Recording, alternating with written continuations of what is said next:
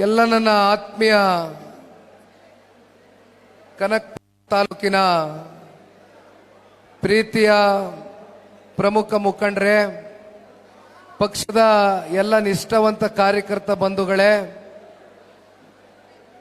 ಇಂದಿನ ಎರಡನೇ ಹಂತ ಈ ಒಂದು ಮಧ್ಯಾಹ್ನದ ವೇಳೆ ಈ ಒಂದು ಪಕ್ಷದ ಸಂಘಟನೆಯ ಕುರಿತು ಸಭೆಯನ್ನ ತಮ್ಮೆಲ್ಲರ ಒಂದು ಸಹಕಾರದಿಂದ ಇವತ್ತು ಆಯೋಜನೆಯನ್ನು ಏನು ಮಾಡ್ಕೊಂಡಿದ್ದೀರಿ.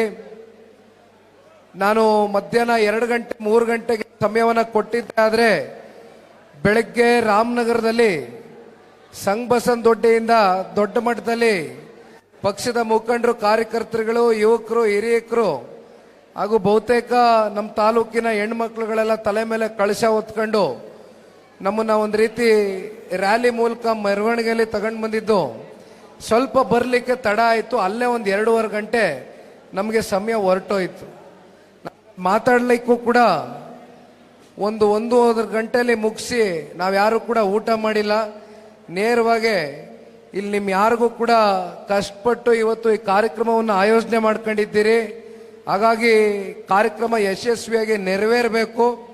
ಎಲ್ಲೂ ಕೂಡ ನಮ್ಮ ಕಡೆಯಿಂದ ನಾವು ತಡವಾಗಿ ಬಂದಿದ್ದರಿಂದ ವಿಘ್ನಗಳಾಗಬಾರ್ದು ಅಂತಕ್ಕಂಥ ನಿಟ್ಟಿನಲ್ಲಿ ಇವತ್ತು ಊಟನೂ ಬಿಟ್ಟು ನಾವು ನಮ್ಮ ಮಂಜಣ್ಣ ಅವರು ಇಬ್ಬರು ಸೀದಾ ಗಾಡಿಯಲ್ಲಿ ಕೂತ್ಕೊಂಡು ಹೊರಟು ಬಂದಿದ್ದೆ. ಇವತ್ತು ವಿಶೇಷವಾಗಿ ರಾಮನಗರ ಜಿಲ್ಲೆಯ ನಮ್ಮ ಕನಕಪುರ ತಾಲೂಕಿನ ಎಲ್ಲ ಪ್ರಮುಖ ಮುಖಂಡರು ಕೇವಲ 2 ದಿನಗಳಲ್ಲಿ 2 ದಿನದ ಹಿಂದೆ ನಮ್ಮ ಕನಕಪುರ ತಾಲೂಕಿನ ಅಧ್ಯಕ್ಷರಾಗಿರ್ತಕ್ಕಂಥ ನಾಗರಾಜಣ್ಣವರು, ಚಿಕ್ಕಪ್ಪ ಅಂತ ನಾವೇನು ಬಹಳ ಪ್ರೀತಿಯಿಂದ ನೀವೆಲ್ಲರೂ ಅವ್ರಿಗೆ ಕರೀತೀರಿ, ಅವ್ರಿಗೆ ನಾನು ಫೋನ್ ಮಾಡಿ ಮನವಿಯನ್ನು ಮಾಡಿದೆ. ಇವತ್ತು ನನಗೆ ಕೊಪ್ಪಳ ಮತ್ತು ವಿಜಯನಗರದಲ್ಲಿ ಇವತ್ತು ಈ ಪಕ್ಷ ಸಂಘಟನೆಯ ಈ ಸಭೆ ಇತ್ತು. ಆದರೆ ಕೊನೆಯ ಹಂತದಲ್ಲಿ ನಮ್ಮ ಅಭ್ಯರ್ಥಿಗಳು ಇಲ್ಲ, ಇವತ್ತು ಅಮಾವಾಸ್ಯೆ ಇದೆ, ಒಳ್ಳೆ ದಿನ ಬರ್ತಾ ಇದ್ದೀರಿ, ಯಾವ ಕಾರಣಕ್ಕೂ ಇವತ್ತು ಒಂದು ದಿನ ನಮಗೆ ಬಿಟ್ಬಿಡಿ, ನಾಳೆ ನೀವು ರಾಯಚೂರ್ದೇನಿದೆ ನೀವು ಮುಗಿಸ್ಕೊಳ್ಳಿ, ಇನ್ನೊಂದು ದಿನ ಬಂದೋಗಿ ಅಂತ ಹೇಳಿದ್ರು. ಆಗ ನಾನು ಕೂತ್ಕೊಂಡು ಯೋಚನೆ ಮಾಡಿದೆ. ತುಮಕೂರು ಜಿಲ್ಲೆನಲ್ಲಿ ಪ್ರವಾಸ ಕೈಗೆತ್ಕೊಂಡು 8 ಕ್ಷೇತ್ರಗಳಲ್ಲಿ ಯಶಸ್ವಿಯಾಗಿ ಪ್ರವಾಸವನ್ನು ಮುಗಿಸಿದ್ವಿ. ತದನಂತರ ನಮ್ಮ ಮಾತೃ ಜಿಲ್ಲೆ, ನಮ್ಮ ತಾಯಿ ಜಿಲ್ಲೆ ಆಗಿರ್ತಕ್ಕಂಥ ರಾಮನಗರ ಜಿಲ್ಲೆಯಿಂದನೇ ಯಾಕೆ 1-2 ದಿನಗಳ ಕಾಲ ಪ್ರವಾಸ ಕೈಗೆತ್ಕೊಳ್ಬಾರ್ದು ಅಂತಕ್ಕಂಥದ್ದನ್ನ ನನ್ನ ಮನಸ್ಸಿಗೆ ಬಂದಂಥ ಸಂದರ್ಭದಲ್ಲಿ ವಿಚಾರ ನಿಮಗೆ ಮುಟ್ಟಿಸಿದೆ. ಆದರೆ ಇವತ್ತು ಮಧ್ಯಾಹ್ನ 3 ಗಂಟೆಗೆ ಬರಬೇಕಾಗಿರ್ತಕ್ಕಂಥ ನಾವು ಸ್ವಲ್ಪ ತಡ ಆದರೂ ಕೂಡ ನಮಗೆ ಬಹಳ ವಿಜೃಂಭಣೆಯಿಂದ, ಉತ್ಸಾಹಕತೆಯಿಂದ ಇವತ್ತು ಮೆರವಣಿಗೆ ಮೂಲಕ ಇವತ್ತು ಹತ್ತತ್ರ 1-2 ಕಿಲೋಮೀಟರ್ ನಮಗೆ ಸ್ವಾಗತವನ್ನು ಕೋರಿದ್ದೀರಿ. ಪ್ರೀತಿ ವಿಶ್ವಾಸ ತುಂಬ ಹೃದಯದಿಂದ ತೋರಿಸಿದ್ದೀರಿ. ಅದಕ್ಕೆ ಸದಾಕಾಲ ದೇವೇಗೌಡರ ಕುಟುಂಬ ನಿಮಗೆ ಚಿರುಣೆಯಾಗಿರುತ್ತೆ ಅಂತಕ್ಕಂಥದ್ದನ್ನ ದೇವೇಗೌಡರು, ಕುಮಾರಣ್ಣವ್ರ ಪರವಾಗಿ ಈ ಸಂದರ್ಭದಲ್ಲಿ ಒಬ್ಬ ಪಕ್ಷದ ನಿಷ್ಠಾವಂತ ಕಾರ್ಯಕರ್ತನಾಗಿ ನಿಮಗೆ ತಿಳಿಸ್ಲಿಕ್ಕೆ ಬಯಸ್ತೇನೆ. ಇಲ್ಲಿ ಬಹಳ ಜನ ಎಲ್ಲರೂ ಇರ್ತಕ್ಕಂಥವ್ರು ಪ್ರಮುಖರೇ. ಯಾಕೆಂದ್ರೆ ಮಂಜಣ್ಣ ಅವರು ನಾವು ಇಲ್ಲಿ ಕೂತ್ಕೊಂಡಾಗ ಬರ್ಬೇಕಾರೆ ಒಂದು ವಿಚಾರ ಎತ್ತಿದ್ರು. ಅವರು ಮಾತಾಡ್ಬೇಕಾದ್ರೆ ಹೇಳ್ತಾ ಇದ್ರು, ಇಲ್ಲಣ್ಣ ಇವತ್ತು ಕಾಂಗ್ರೆಸ್ಗೆ ಹೋಗಿರ್ತಕ್ಕಂಥವ್ರು ಬಹುತೇಕರು 2ನೇ ಹಂತದ ಮುಖಂಡರುಗಳು, ಕಾರ್ಯಕರ್ತರಂತೇನು ಗುರುತಿಸ್ಕೊಂಡಿದ್ದಾರೆ, ಇವರೆಲ್ಲ ಜನತಾದಳದ ಔಟ್ಪುಟ್ಗಳೇ, ಪ್ರಾಡಕ್ಟ್ಗಳೇ, ದೇವೇಗೌಡರು ಸಾಹೇಬರು ಸೃಷ್ಟಿ ಮಾಡಿದಂಥವ್ರೆ ಮುಖಂಡರುಗಳು ಇವತ್ತು ಕಾಂಗ್ರೆಸ್ಗೆ ಹೋಗಿದ್ದಾರೆ ಅಂತಕ್ಕಂಥದ್ದನ್ನ ಹೇಳ್ತಾ ಇದ್ರು. ಇಲ್ಲಿ ಲೋಕೇಶ್ ಅಣ್ಣ ಅವರೇ ತಾವು ಎಲ್ಲರೂ ಲೋಕೇಶ್ ಅಣ್ಣ ಎಲ್ಲೋದ್ರು, ಕೌನ್ಸಿಲರು ಇಲ್ಲೇ ಲೋಕೇಶ್ ಅಣ್ಣ ಅವರು ಮಾತಾಡಬೇಕಾದ್ರೆ ಬಹಳ ರೋಷವೇಷದಿಂದ ಮಾತನಾಡಿದ್ರಿ. ನಾನು ಒಪ್ಕೊಳ್ತೇನೆ. ಯಾಕೆಂದ್ರೆ ನಿಮಗೆ ಪ್ರತಿನಿತ್ಯ ಇಲ್ಲಿ ಆಗ್ತಾ ಇರ್ತಕ್ಕಂಥ, ನೀವು ಎದುರು ನೋಡ್ತಾ ಇರ್ತಕ್ಕಂಥ ಸಮಸ್ಯೆಗಳು, ಪ್ರತಿನಿತ್ಯ ನೀವು ಅನುಭವಿಸ್ತಾ ಇರ್ತಕ್ಕಂಥ ಕಷ್ಟ, ನೋವು, ಇವೆಲ್ಲವನ್ನ ಇವತ್ತು ಪಕ್ಷದ ಕಾರ್ಯಕರ್ತರುಗಳ ಭಾವನೆನ ಇವತ್ತು ನೀವು ಹೊರಗಾಕಿದ್ದೀರಿ. ಒಂದು ನಾನು ಈ ಸಂದರ್ಭದಲ್ಲಿ ತಿಳಿಸ್ಲಿಕ್ಕೆ ಬಯಸ್ತೇನೆ, ರಾಜಕೀಯದ ವೇದಿಕೆಗಳು ಮುಂಬರ್ತಕ್ಕಂಥ ದಿನಗಳಲ್ಲಿ ಜಿಲ್ಲಾ ಪಂಚಾಯತಿ, ತಾಲೂಕ್ ಪಂಚಾಯತಿ ಚುನಾವಣೆ ಬಂದಾಗ ನಾನು ಚರ್ಚೆ ಮಾಡ್ತೇನೆ. ರಾಜ್ಯ ಸರ್ಕಾರದ ವೈಫಲ್ಯತೆಗಳು, ಭ್ರಷ್ಟಾಚಾರ, ದುರಾಡಳಿತ ಎಲ್ಲವೂ ಇದೆ, ವಿಷಯಾಧಾರಿತವಾಗಿ ಚರ್ಚೆ ಮಾಡೋಣ. ಆದರೆ ಇಲ್ಲಿ ನಾನು ಇವತ್ತು ಪ್ರಮುಖವಾಗಿ ಬಂದಿರತಕ್ಕಂಥದ್ದು ಪಕ್ಷವನ್ನ ಸಂಘಟನೆ ಮಾಡಬೇಕು. ರಾಜ್ಯದಲ್ಲಿ 58 ದಿನಗಳ ಕಾಲ ನಿರಂತರವಾಗಿ ಮಧ್ಯದಲ್ಲಿ ಒಂದೊಂದು ದಿನ ಅದು ಬಿಡುವೆ. ಯಾಕೆ ಅಂದ್ರೆ ಮತ್ತು ಬೇರೆ ಜಿಲ್ಲೆಯವ್ರನ್ನ ಕರೆದು ಸಮಯ ನಿಗದಿ ಮಾಡ್ತಕ್ಕಂಥದ್ದಕ್ಕೆ ಒಂದೊಂದು ದಿನ ಬಿಡುವಿಟ್ಕೊಂಡಿದ್ದೀವಿ. ಬಿಟ್ರೆ ನಿರಂತರವಾಗಿ ಆಗಸ್ಟ್ 15ನೇ ತಾರೀಕುವರೆಗೂ ಮತ್ತು ನಾಳೆ ಬೆಳಗ್ಗೆ 4 ಗಂಟೆಗೆ ರಾಯಚೂರಿಗೆ ಹೋಗ್ತಾ ಇದ್ದೇನೆ. ಅಲ್ಲಿ ಸಿನ್ನೂರು ಮಾನವಿಗೆ ಹೋಗಿ ಸನ್ಮಾನ್ಯ ದೇವೇಗೌಡರು ಸಾಹೇಬರು ದೇವದುರ್ಗಕ್ಕೆ ಬರ್ತಾ ಇದ್ದಾರೆ. ಅವರ ಒಂದು ಪುತ್ಥಳಿಯನ್ನ ನಿರ್ಮಾಣ ಮಾಡ್ಕೊಂಡಿದ್ದಾರೆ.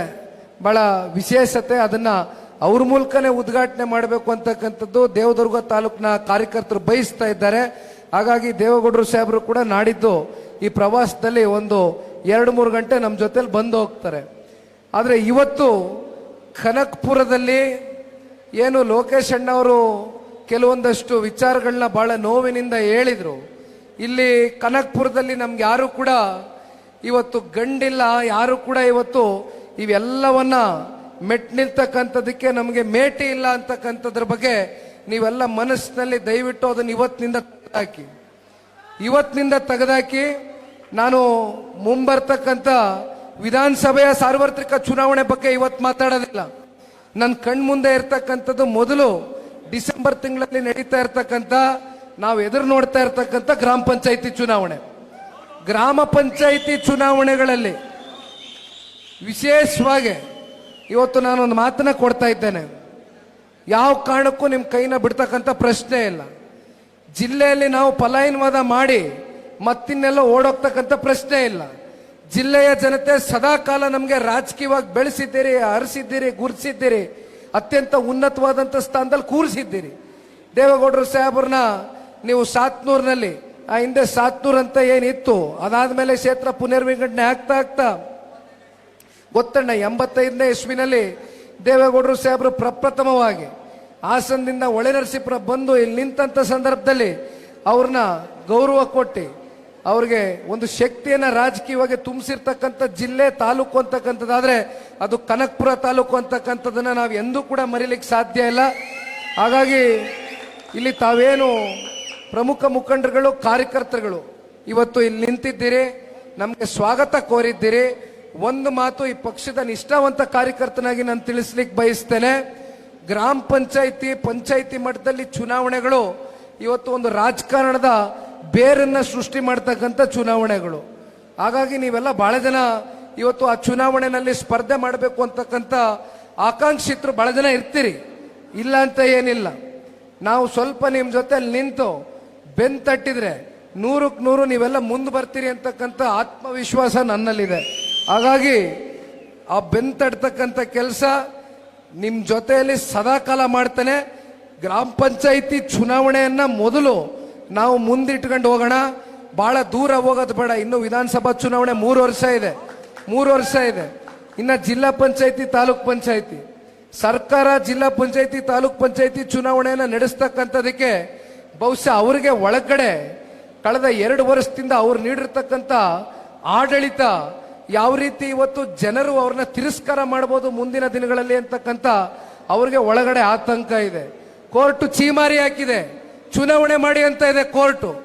ಆದ್ರೂ ಕೂಡ ಸರ್ಕಾರ ಇವತ್ತು ZPTP ಚುನಾವಣೆ ಡೇಟ್ ನಿಗದಿ ಮಾಡ್ತಕ್ಕಂಥದಕ್ಕೆ ಇನ್ನೂ ಕೂಡ ಮೀನಮೇಷ ಎಣಿಸ್ತಾ ಇದ್ದಾರೆ. ಅಂದ್ರೆ ಬಹುಶಃ ಅವರಲ್ಲಿ ಏನೋ ಒಂದು ಆತ್ಮವಿಶ್ವಾಸದ ಒಂದು ಕೊರತೆ ಎದ್ದು ಕಾಣ್ತಾ ಇದೆ ಅಂತಕ್ಕಂಥದ್ದು ಇದು ಬಹಳ ಸ್ಪಷ್ಟವಾಗಿ ಕಾಣ್ತದೆ.